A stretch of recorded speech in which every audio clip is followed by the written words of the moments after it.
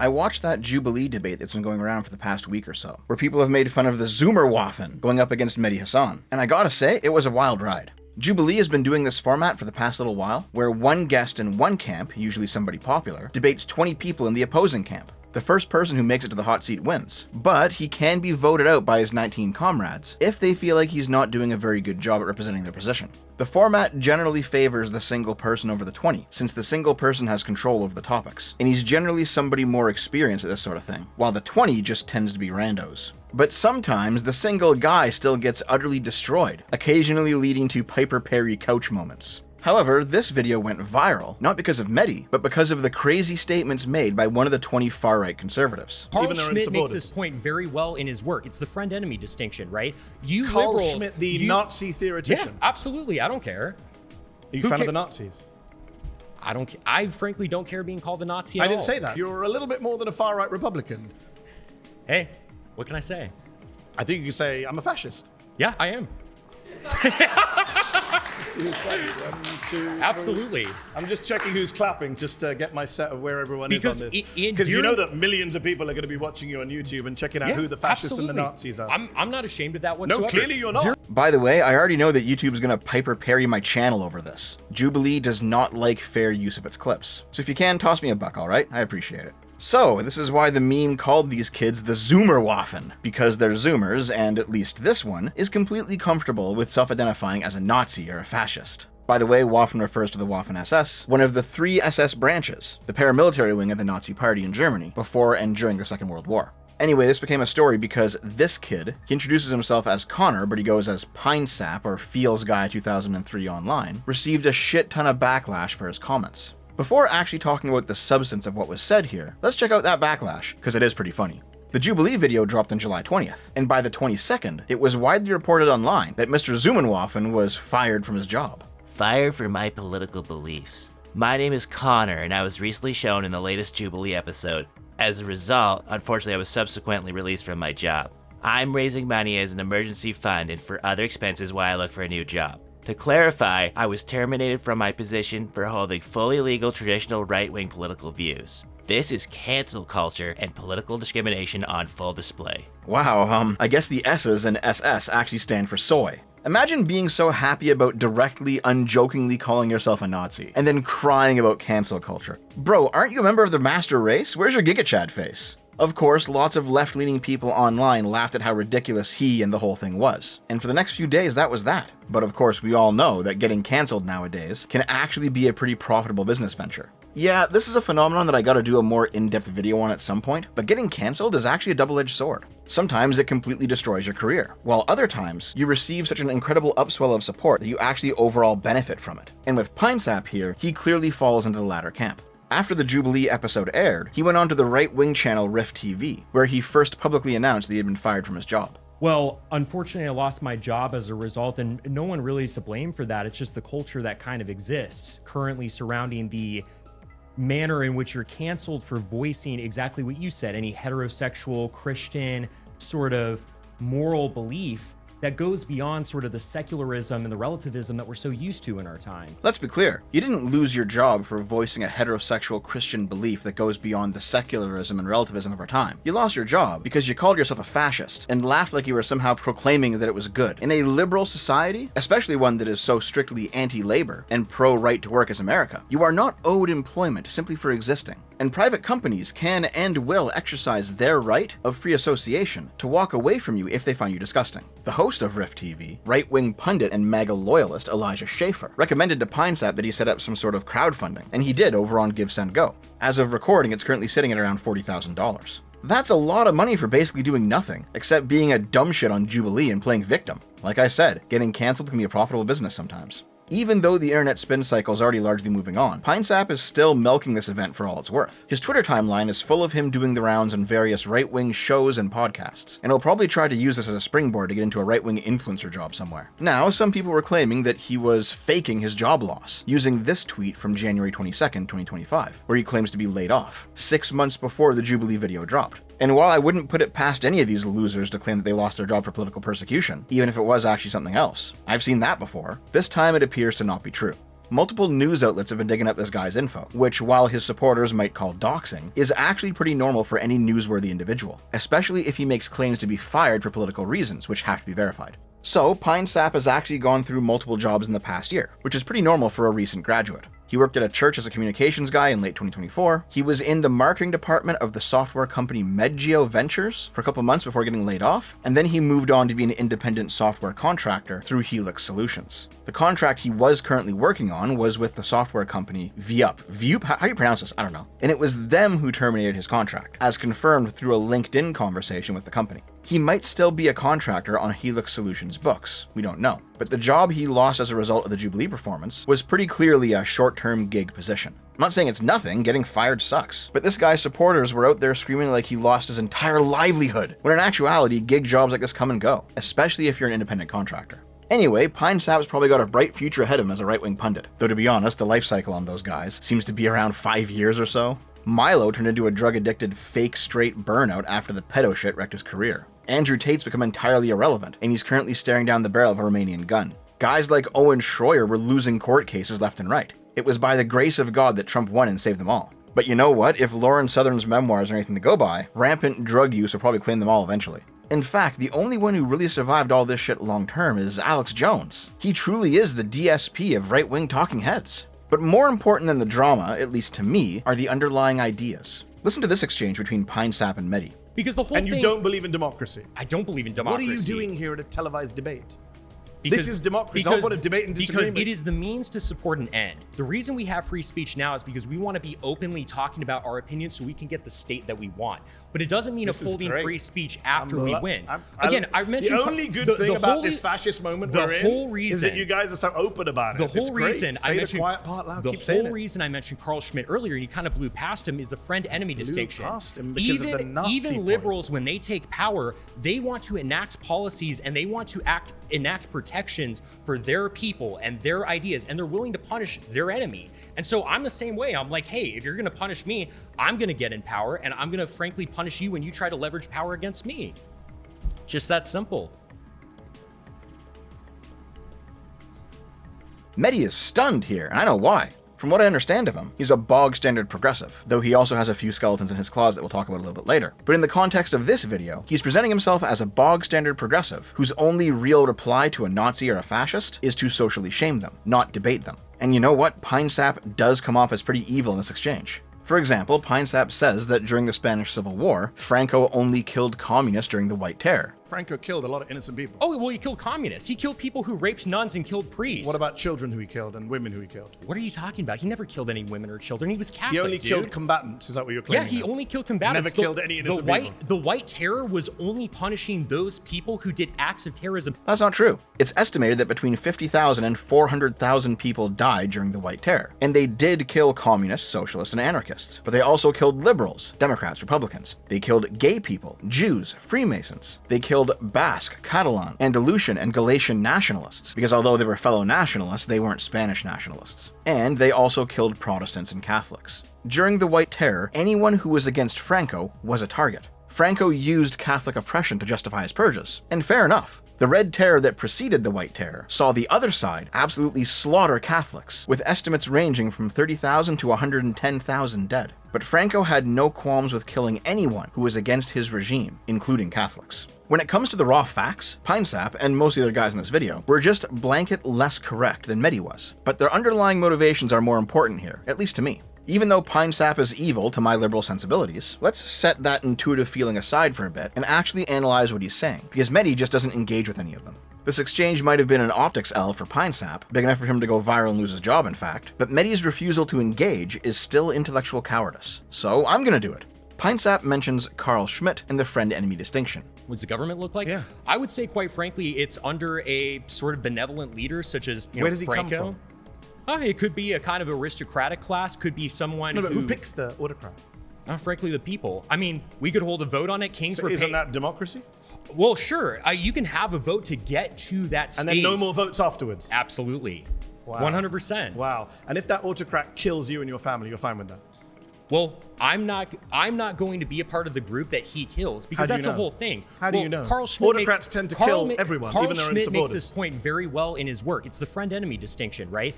Carl liberals, Schmitt, the Nazi theoretician. Yeah, absolutely. I don't care. Schmitt is a guy that I've spoken about on this channel multiple times before. He was a lawyer and judge before and during the Nazi period in Germany, and he helped write Hitler's enabling acts, crafting the legal justification for suspending the German Constitution. After the Second World War, he found himself on the western side of the Iron Curtain. Lucky for him. If he were on the east, he probably would have been killed. Holding a job in West Germany for a former Nazi official required denazification, which Schmitt explicitly refused to do, so he remained unemployed for a while, until Franco invited him to live in Spain, where he taught law and political science at a Spanish university, and continued to write fascist political theory. Schmitt's work heavily influenced all sorts of political theorists who came after him, both left and right, because, putting aside morality, he was clearly a well-educated intellectual.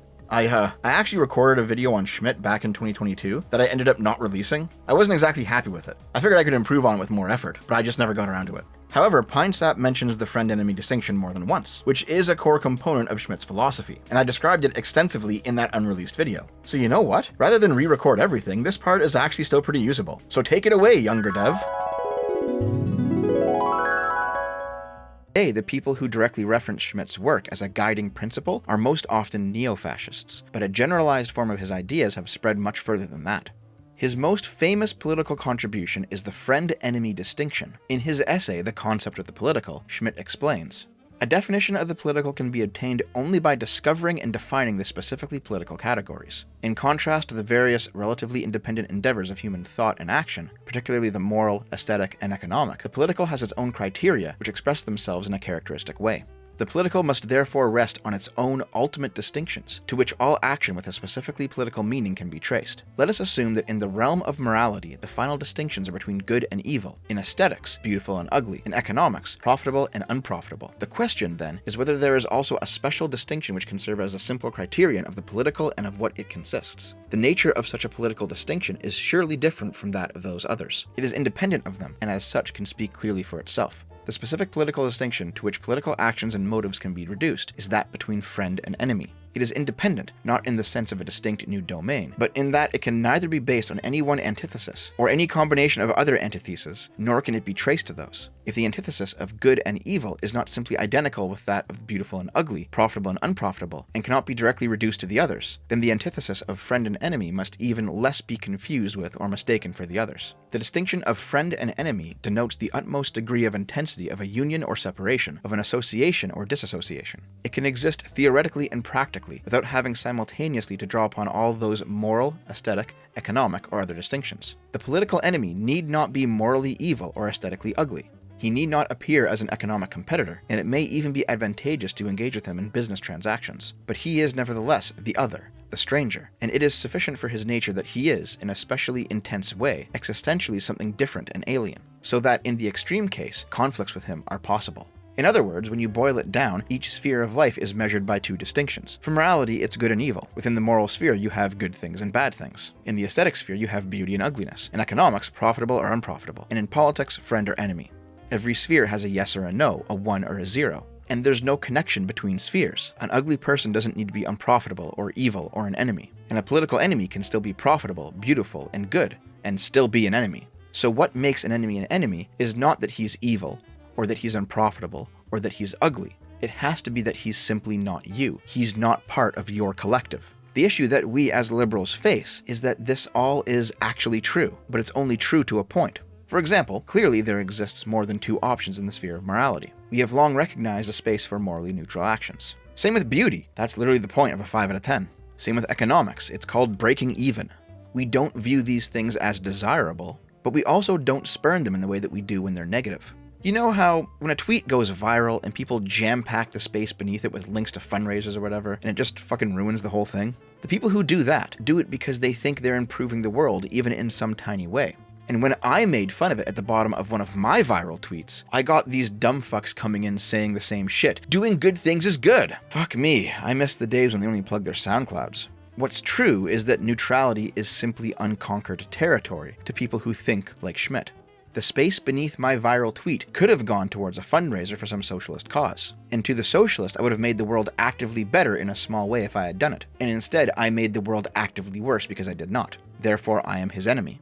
To the fascist, I could have pushed a fascist cause. To the Islamist, an Islamic cause. But I pushed nothing. I didn't even push my own channel. That territory remains unclaimed. It's through my active refusal to use the power that only I had, by virtue of being the person who made the original tweet, that the neutral space was created. I had power, and I didn't use it. Now, Dev, you might say, you're being a fucking idiot. It's a tweet. Yes, it's just a tweet. But this is a tiny microcosm of how the liberal conception of privacy and neutrality is created, and also why those who are power-mad tyrants always consider everything political, and always lean on the friend-enemy distinction. Schmitt's critique of liberalism reads like this. The negation of the political, which is inherent in every consistent individualism, leads necessarily to a political practice of distrust towards all conceivable political forces and forms of state and government, but never produces on its own a positive theory of state, government, and politics. There exists a liberal policy in the form of a polemic antithesis against state, church, or other institutions which restrict individual freedom. There exists a liberal policy of trade, church, and education, but absolutely no liberal politics, only a liberal critique of politics. The systematic theory of liberalism concerns almost solely the internal struggle against the power of the state. For the purpose of protecting individual freedom and private property, liberalism provides a series of methods for hindering and controlling the state's and government's power. It makes of the state a compromise and of its institutions a ventilating system, and moreover, balances monarchy against democracy and vice versa. Schmitt may be writing this as a critique, but I see these points as virtues. This is how the liberal system is meant to be, and yes, it's good. These dissolutions aim with great precision at subjugating state and politics, partially into an individualistic domain of private law and morality, partially into economic notions. In doing so, they deprive state and politics of their specific meaning. Outside of the political, liberalism not only recognizes with self-evident logic the autonomy of different human realms, but drives them toward specialization and even toward complete isolation. That art is a daughter of freedom. That aesthetic value judgment is absolutely autonomous. That artistic genius is sovereign. All this is axiomatic of liberalism. This passage, in meaning, is almost identical to Marx's critique of liberalism in On the Jewish Question. Don't let anybody ever tell you that Marxism and fascism aren't brotherly ideologies. As I mentioned in my stupid tweet example, neutral space appears when a person with power voluntarily lays it down. We know this to be true far beyond the realm of Twitter. Our culture is full of examples of the hero who resists the temptation of great power, of the king who bows before the lowly, of the rebel who uses violence to vanquish evil, but rules with grace during peacetime. These lessons also exist within our history and religion as well. Christ rejecting temptation in the desert, Washington refusing absolute power during the formation of the United States, the Melian dialogue as a warning against the exercise of naked power against those who are weaker. Having power but not wielding it is what creates the neutral space that is necessary for people without power to have private lives and to have liberty. An all-powerful state that uses all of its strength won't do it, and a stateless society won't do it either. This is why the fascists derisively describe liberalism as the night watchman state, with the implication being that the liberal state ideally should only act in defense of that created neutral space, that privacy, that private property in practical terms. And while the fascists used it as an insult, the liberals took it as a compliment. That respect for the private, that holding of power but not wielding it, is what divides liberals, conservatives, and even some libertarians from every other political ideology. Earlier, I said that neutral ground exists only if people believe that it does. If they don't believe in it, then they will use whatever power they have to conquer it. This is true. It's also why socialists are correct in viewing neutrality as a potential breeding ground for fascism, as fascism does want to conquer that neutral ground, and socialists know it. But it's also why neutrality is a potential breeding ground for socialism, as socialists also want to conquer it. And frankly, so does every other ideology that operates in this way. Liberals, and by that I mean big tent liberalism, people who believe in the liberal mode of government, constitutional republicanism, and parliamentary democracy, are the only ones who don't view neutrality as space to be conquered, but space to be cultivated. So, what do? Our enemies want to conquer, subvert, and destroy what we value most. In fighting them, we in essence become them, as we abandon our own neutrality to defend it. But, to me anyway, the difference between us and them is in what we do after the fighting is over. Like I said earlier, the hero uses violence to win, but rules with grace after he's in power. Have the progressives ruled with grace, now that they're the dominant political force in the West? The answer is obviously no. Do you think the socialists will rule with grace if they take control? How about the fascists? How about the theocrats? We all know none of them will. When I've said stuff like politely but firmly resist when it comes to mask mandates, when I've said that gatekeepers are meant to keep invaders out, but are also meant to occasionally open the gate, when I've said debate people, not deplatform or attack them, when I've said that people need private lives and we must respect that, this is what I've been talking about. ethics is better than raw power, as tempting as raw power is. I mentioned in a prior video that the phrase everything is political is technically correct, but rather than simply accept that and turn everything into a nightmarish totalitarian state, where the public has a stake in everything you do because you exist in the world and they also exist in the world, it's a far better society to live in when we accept that even if everything's political, we still afford people the privacy of apoliticalness. Man, it's amazing what a few years will do to your voice, eh? Maybe Pirate Software wasn't bullshitting when he said it was natural.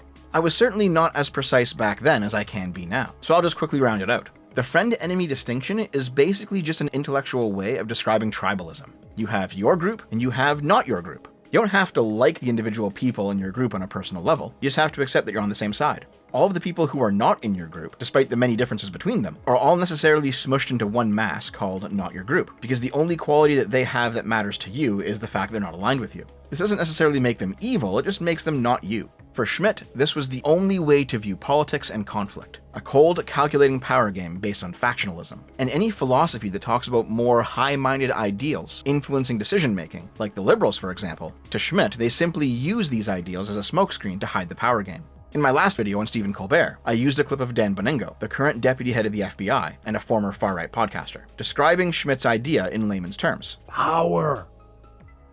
That is all that matters. No, it doesn't, man. We have a system of checks and balances. That's a good one. That's really funny. What Boningo is saying here is that not only does he believe that this is the case, but that it can't actually be any other way, and at least he's being honest about it. It's the same type of thing that Pinesap is saying during the Jubilee debate. He gets talked over during this clip, but pay attention to what he's saying. There are a lot of legal processes that are enabling criminals and bad people to fully enact their will in this country in the name of the Constitution or following the Constitution. So quite frankly, if Trump is anti-Constitution, good, and I think he should go further. So you're saying you don't care about the Constitution, but actually you do because you quite like the Second Amendment. You just don't like the bits that you disagree with. Can I just be clear on that? Yeah, absolutely. Okay. I'm more than willing to amend it and include whenever the it's in Second your Amendment. favor. Yeah, absolutely. Okay. So can Democrats do the same when they're in office? No, absolutely not. Because So you don't it's the believe in friend enemy. democracy? No, I don't. Absolutely not. What do you believe in? Autocracy. By who? Honestly, quite frankly, anyone who is in line with Catholic teaching. He outright admits that it's okay for his political faction to do anything that it wants, and that his opponents should get nothing. There's no universal rule here, no conception of rights, just that his side should be completely unshackled because it's his side, and his opponents should be completely impeded because they're his opponents. Oftentimes, more sophisticated right-wing talking heads, in order to avoid the Nazi accusation, will express this same sentiment by quoting the words of the Peruvian dictator, General Benavides, "To my friends, everything, to my enemies, the law." It's the same idea. Your allies should be unrestricted in implementing their agenda, while your opponents should be stopped, and there's just no reason to hold both of those factions to the same standard. And to give the devil his due, even in a liberal, capitalist, democratic Western country, there are elements of this at play. When one party wins an election, they hold power. They're going to implement their agenda, and the other parties don't hold power, and they don't get to implement theirs. That's not equal, but it is correct. However, the point of constitutionalism is that no matter the party, the leader, or the agenda, there are just some things that the government should not be allowed to do. That is a principled restriction on state power. The idea of a constitution is a deep insult to people who adhere to the philosophy of Schmitt, or Benavides, or Pompey the Great, who famously stated, "Do not quote the law to those with swords," which Napoleon later repeated. Or Napoleon himself, who famously stated, "He who saves the country does not violate any law," which Trump later repeated. Dictators or aspiring dictators regularly view constitutions, laws, norms, and principles as obstacles to be overcome, rather than morals to be respected. This is why right-wing liberals are looking at people like Pinesap, and frankly most of the other mega public figures and talking heads right now, and call them the woke right. Woke right is a terrible term, but I know what they're saying. Throughout the 2010s, the radical left abandoned principled liberal positions in favor of a Schmittian understanding of politics, without ever actually citing Schmitt himself. They believed it was good to censor their opponent's speech, while it was bad to have theirs censored. It was good to assault their opponents in the street, but it was bad when their targets hit back. When I said earlier that Schmitt influenced everyone that came after him, left and right alike, if you want to see his ideas in a left-wing context, look at Rules for Radicals by Saul Alinsky. Alinsky was an anarchist who grew impatient with the American left's lack of direct action throughout the 1960s, and by 1972, he had published Rules for Radicals, hoping to spur the left into mass mobilization. A lot of what he wrote is basically a dumbed-down version of Schmitt. For example, Rule 4 is the explicit rejection of the idea of universal standards that are applied to all. Rule 6 is the same as Pinesap's declaration that it's okay when his side does it. Alinsky's writing influenced not only the 1970s countercultural movement, but also Rush Limbaugh and his followers on the right throughout the 90s. Occupy Wall Street was influenced by it on the left, as was the Tea Party on the right, the social justice-y woke internet shit of the 2010s, and MAGA of the 2020s. All of these very different groups and movements are descended from the same basic idea, the rejection of liberal values, of the idea that there should be a constitution, a set of meta rules that all people, regardless of political affiliation, are restricted by. Each of these groups reject the idea of universal law in favor of two different sets of standards, one for them and another for their enemy. And I get it, by the way. In private areas of life, this actually makes sense. For example, it seems obvious that a parent should privilege their child over a random stranger's child. It's not equal, it's not universal, it's not consistent or principled. An objective observer might value all children equally, but there's no reason that a parent should. This is not the type of place for a universal principle, and when it is applied here, it comes off as deeply inhuman. For example, there was a recent viral TikTok where Tony Hawks, not Tony Hawk the skateboarder, Tony Hawks the comedian, declared that he wasn't going to leave his fortune to his kids because it was unfair to everyone else that his kids got to inherit his stuff simply because they were his kids. A lot of people say, well, look, it's so hard, you've got to help your children. I can't get it out of my head. What about all the children that won't get anything at all? It just seems very unfair on them that through an accident of birth, that some people get a leg up, some people get a massive leg up, some people get a little leg up, but they're not going to get anything. And I don't know why I think that way. I just think it isn't fair because my son hasn't done anything to other than be born to me to earn that money. So I think we need to think again. Myself, I know I'm pretty much on my own on this. But I'm not sure whether just an automatic leaving things to family is relevant anymore. Used to be, but I'm not so sure anymore. Sure, you might be appealing to liberal universality here, but this ain't the place for it, in my opinion. However, the government is not a private domain, it's a public domain. It functions best when adhering to that liberal neutral principle, and the actions of tyrants necessarily corrupt and destroy it. Of course, just like Schmitt, they'll say that the neutrality never actually existed, and so they're justified in ignoring these principles entirely. This is why authoritarians of all stripes, when they go mask off like Pine Sap, they claim that the libs they oppose are, on some level, the same as them, but they're just more honest about it. But once again, this is also straight out of the dictator's toolkit. Accuse the enemy of that which you are guilty of doing. So let's compare these two worldviews. On the one hand, it is entirely possible that liberalism was never truly a functioning ideology, that all liberal governments anywhere, anytime, were actually just completely corrupt and nepotistic, like all forms of government are, that liberals have managed to propagandize their populations into believing in the existence of neutrality and democracy and standards and institutions, none of which actually existed, and at the end of the day, it's all just the friend-enemy distinction.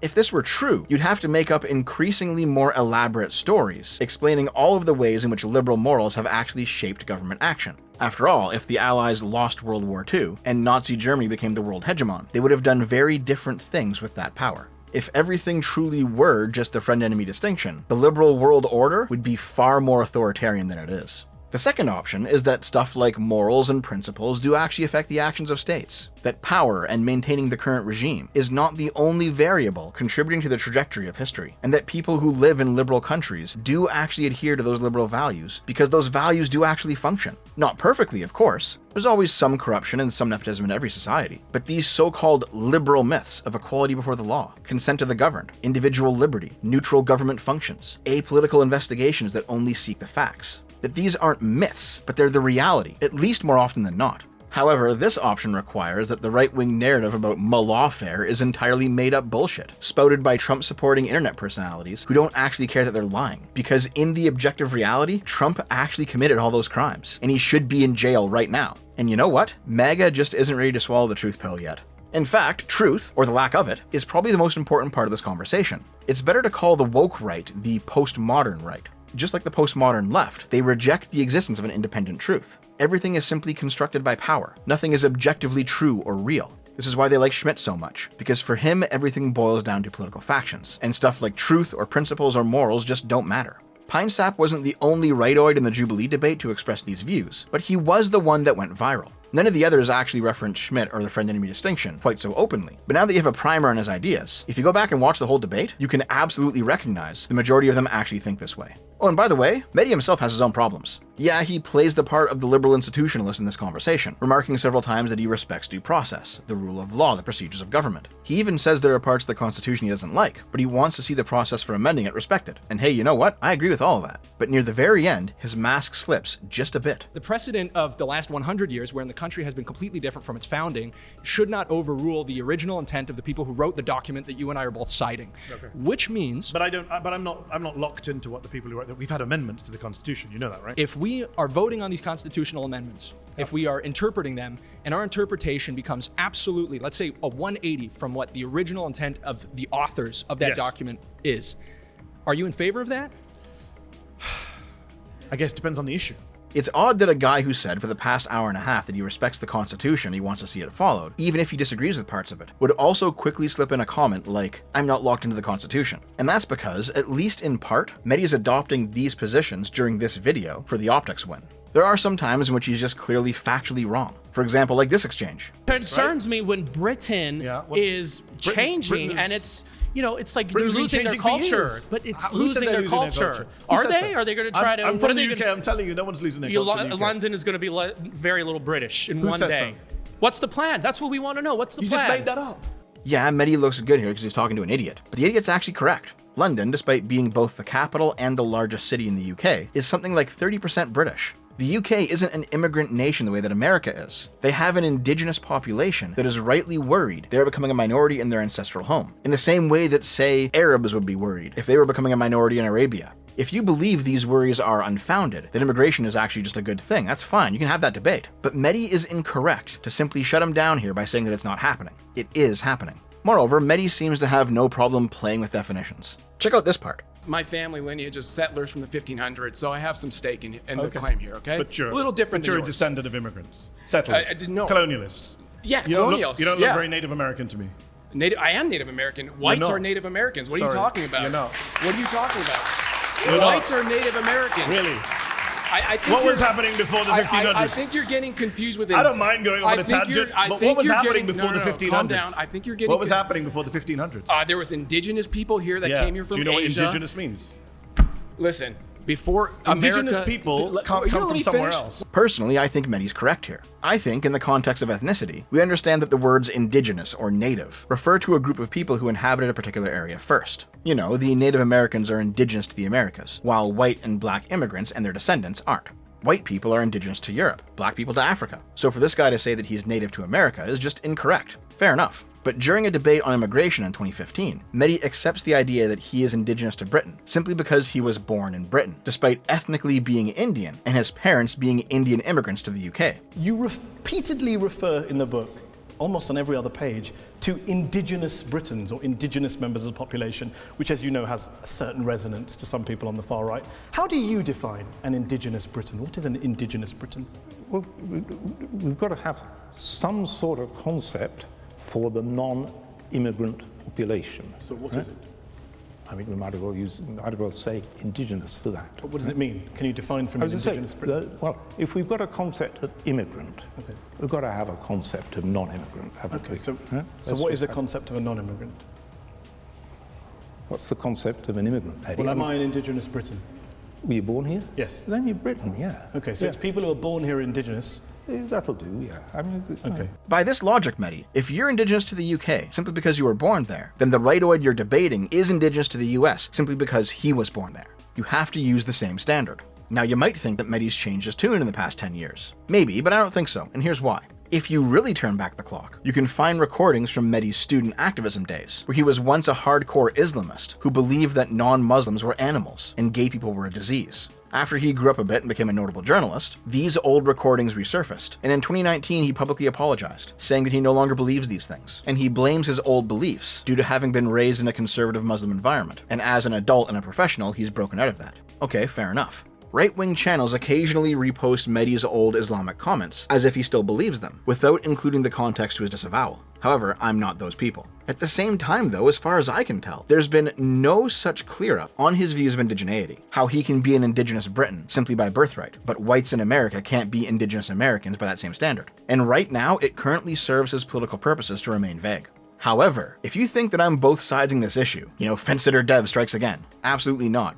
Let me be completely clear here. In the context of this Jubilee debate, the right-wingers are the villains. Medi has his problems, and I would love to watch him squirm trying to explain them, but these people are utterly beyond the pale, and they cannot be allowed to hold power. Like the revolutionary socialists and the radical Islamists, these people cannot coexist in a liberal society, and we simply need to oppose them. In an older video, when I talked about both Islamic extremists and Antifa agitators exploiting liberal freedoms like immigration or speech to subvert and overthrow liberal society, I made the claim that liberalism is under no obligation to foster a revolution against itself, and that standard applies to these people as well. When a person like Pinesap cites the friend-enemy distinction as his philosophy, that he intends to simply do what's good for him and oppress his enemies, independent of any sort of standard of conduct, and then turns around and cries that he lost his job, oh, it's cancel culture, guys, it's political persecution. That's actually really fucking funny, because he's right, it is. But is that not what you wanted to do, dude? You said the rules of the game are that there are no rules, and now you cry that your opponents beat you in that ruleless game?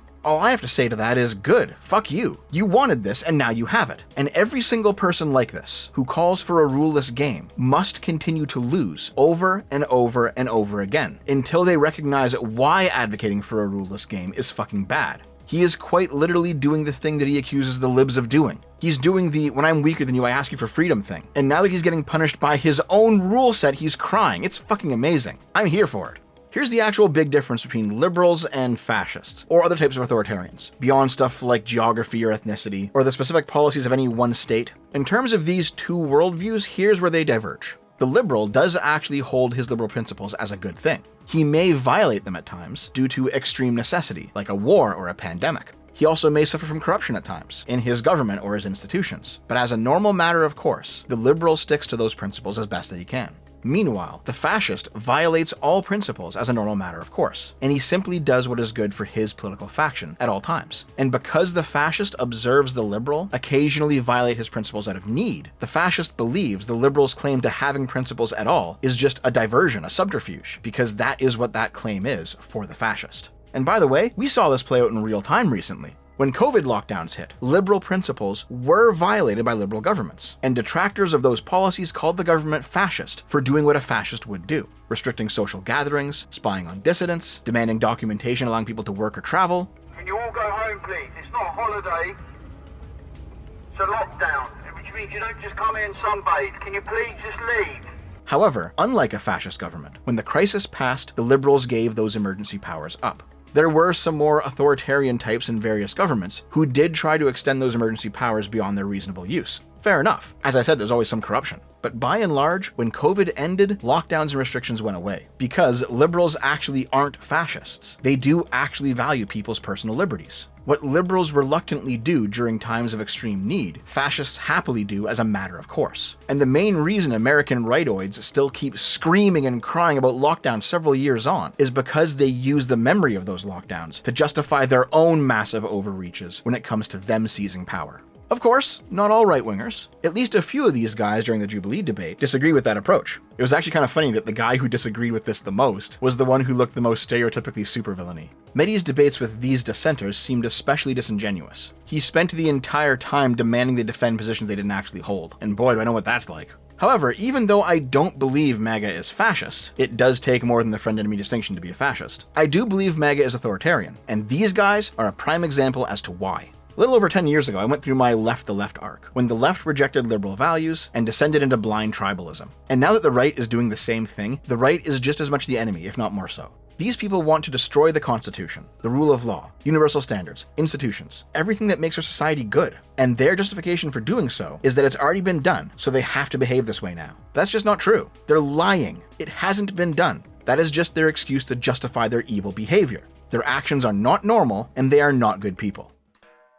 Alright my friends, that about does it for me today. Hope you enjoyed the video. You know, unlike the Colbert one, this one could have actually been properly called a 10-minute take, if we cut out that large middle chunk from 2022. I've actually got something like a dozen other videos kicking around like that, you know, where I recorded stuff but I wasn't quite happy with it, so I just moved on. Maybe I'll try to revive them someday in some similar manner. Anyway, I will see you guys next time. Have a good one.